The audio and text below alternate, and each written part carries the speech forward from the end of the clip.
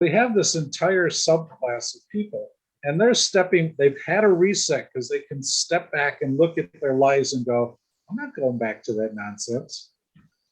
And when they have signs that say 18 bucks an hour and 17 bucks an hour, that's not a living wage. So people are saying, do I really want to step back into that? Do I want to do something else? And maybe that's why those signs are still out there, because yeah, and I don't believe, just because they gave them a little money, nobody sits at home because they got an employment check. It doesn't cover your costs. It helps you get over the hump, but I think that's a red herring. Yeah. And that money's ended anyhow. So I think what we need to do is to look at work differently. And I think a lot of people are. And, and that is one of the big trends that's been going on for the last 40 years. All right, let's shift gears one last time. Let's talk about the gender gap. I've heard that it's closing. Back in 1970, the gap was much wider at 36.3%.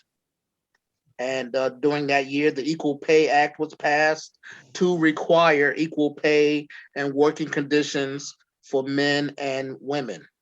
And they say that wage gaps have been closing since then as well. But that gap isn't supposed to or expected to close completely for almost another half century. Thoughts? Another half century. I personally don't think that they'll ever pay I don't think anyone's ever they're going to be compensated equally for the same jobs. I've seen it. I know a place that has a pay scale, and you can get a good evaluation, but you will be in that same $50,000 bracket, $60,000 bracket for a long period of time, never changing. There was a time when you had grade increases, step increases, or a decent increase, 5%. Now people are receiving 1.5%, but let's say, and if they're paying health insurance, your health insurance goes up 2%. So where's your increase? And that's one of the things that a lot of companies don't talk about.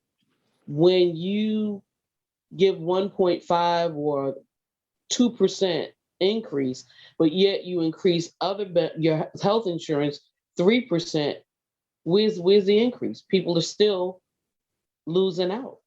How does that manage? But so far as salary is concerned, I know someone who is doing the job of a director of a division, making $20,000 less than everybody else in the group. I definitely agree. I absolutely agree. I hadn't heard the 50-year stat, but I would find that to be believable as well, because there are humans figuring out what to pay other humans. And then there's humans above them figuring out whether they should approve those payments for other people. And I think that when you hear the stats and when you hear, at least this is where my mind went, I kind of thought there was some impartial driver behind it all, like some machine that just needed to be adjusted, but that's not it. You have people who, have certain beliefs or prejudices or flaws, or call them what you will, that it takes a long time to correct the misperception that A is more valuable than B, or B is much more valuable than C or D for whatever reason: age, gender, educational background, where they live, ethnicity, like all of these different factors that go into it. So it's many, I think, different micro gaps, gender being one of them, and one of the ones that's kind of easiest to identify. But I think until we've really focused on how do we make sure that we are bridging those gaps and not kind of letting those things blind us when it comes to oh yeah, I'll give Amy a 2% raise, and I'll give Calvin a 5% raise, and I'll give Karen 3.5, just when it comes to finding a better way to make those decisions, those gaps are going to continue to exist. And we can celebrate that they're narrowing, as we should be, but I think there's a lot more attention that needs to get paid in that area, because there's so many factors that I don't know if it's deliberately or undeliberately, but that we are not accounting for in terms of really getting to equality. I can agree with that, Amy. I can agree with what you're saying. Thank you. Very well said, Amy. I was going to add that it's not just a gap between the genders. A lot of times it is between races, it's between cultures, and it does suck the way things are divvied out.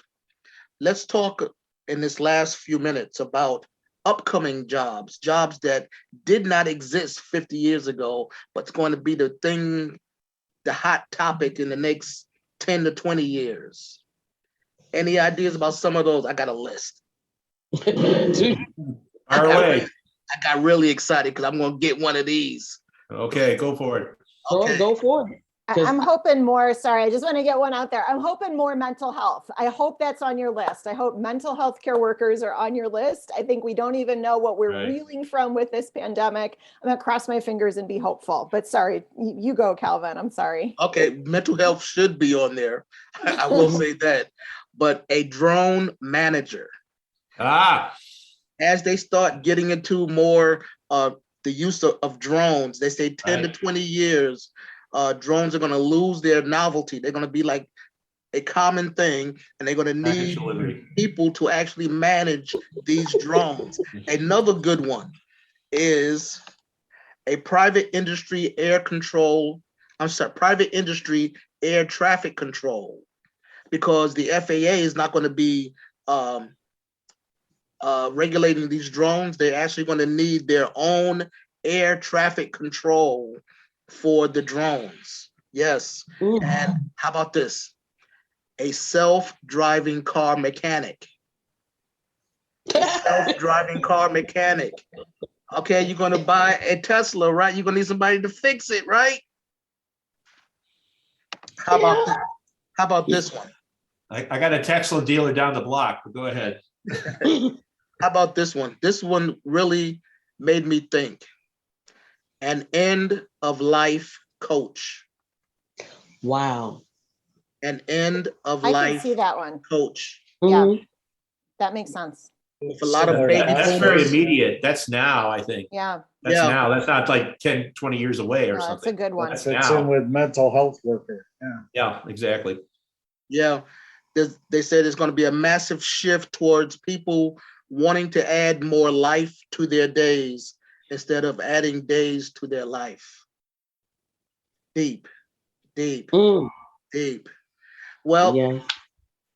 I have enjoyed this conversation, y'all. I want to thank our panelists, Charlie, Dan, Amy, and Karen. I'm your host, Calvin, and it's always important that we take 2 steps to the rear and get on out of here until the next episode of Diverse Talking Heads. Exit stage left.